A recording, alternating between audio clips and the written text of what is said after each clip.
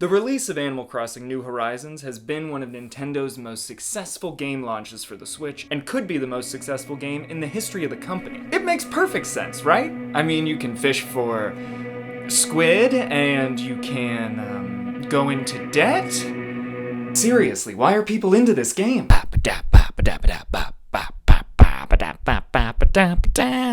Misinformation! For weeks now, my roommate Michael and I have been wondering why our other roommates are so obsessed with Animal Crossing. All I see is a game about doing chores, pulling weeds, fishing for eggs, and wondering why it is that Bill has the puniest arms despite claiming to work out all the time. Well, this mystery has gone on long enough. I decided I needed to do some research and find out what makes this game so popular. And that got me thinking. Simulation games have always been a huge hit, dating back to The Sims or even Roller Coaster Tycoon. These sorts of games clearly scratch an itch for a lot of people, so I'm making this video because I want to find out why. So I did what I do. Hopped on the internet and asked, why do peeps spend hours doing a simulated job they would hate to do in real life? To answer this question, the winds of cyberspace pointed me to Jamie Madigan, the man behind psychologyofgames.com. In a book he published about 5 years ago, Madigan asked the same question, and he found his answer in Psychological Theories About Human Motivation. In the 1970s, Edward Deci and Richard Ryan came up with something called the self-determination theory, and this is used to help explain what motivates people to do, well, anything. Madigan applied this theory to video games to see what it is about sim games that draws people in. Video games. At the basic level, this theory says that humans need 3 key elements to be motivated, and those are independence, competence, and relatedness. Alright, great. But what does that mean? Well, their definition for independence means that we have a slew of choices for what to do and how to do something. Who would you choose? Me. Competence tracks whether or not we can improve and get more skilled at an activity over time. You haven't failed at anything yet. Not really. And relatedness refers to how important the activity makes us feel. You is important. So if we use these 3 qualifiers, it becomes clear that Animal Crossing does check all the boxes for motivating people.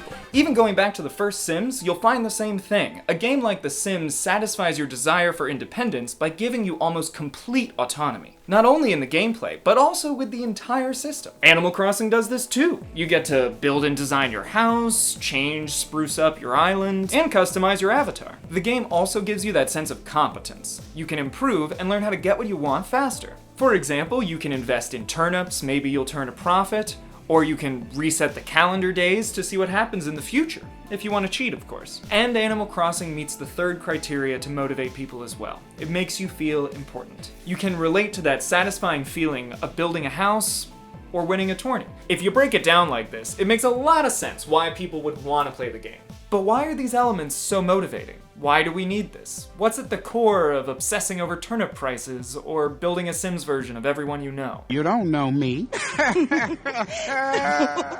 All right, Morty, time to make our move. The answer is so obvious it's easy to miss. What we want is control. The first Sims game was released in the year 2000, which is after 3 decades of a growing wealth gap in the US. Then we all know what happened in 2001, and then there was the Iraq War.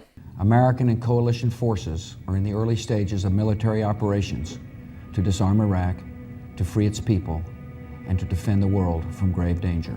Hurricane Katrina hit New Orleans in 2005, and then the global economy nearly imploded in 2008. Because we're now down 43%. What followed were several years of an ever-deepening divide between the mega-rich and everyone else, alongside scientific institutions telling us that we may have to face an extinction-level event in the near future. And then, of course, there's the last 4 years.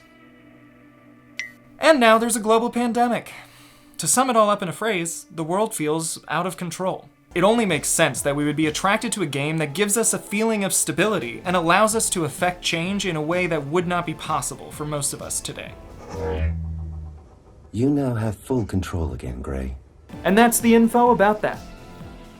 Hey y'all, hope you enjoyed the video. Give it a thumbs up, leave a comment, let me know if there's a topic you want me to cover, and I'll check it out.